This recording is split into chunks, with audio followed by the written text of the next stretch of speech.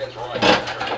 Christmas strategies, multi-cow system, ports, concern on those fronts. The government proposed a number of different solutions on how to improve both healthcare and education, not necessarily decreasing spending, but certainly if I were those sectors, I would be wondering whether or not this means that they're going to waver from that campaign promise. Report calls for cuts of $600 million, some of which cow inputs could come from the public service.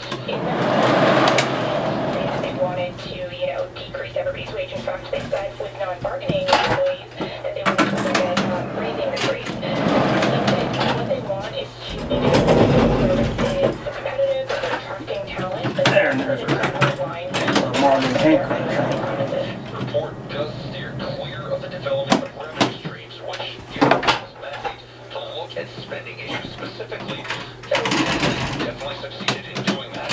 However, she says Alberta needs to look at everything, maybe even a sales tax. If I'm looking at this politically, perhaps the timing to do that is not now. I think that government operates overall want to be able to trust what governments again, we're seeing a lot of mistrust between voters and governments, and I think that if this government is gain some of that. For Global News Radio 880 Edmonton, I'm David.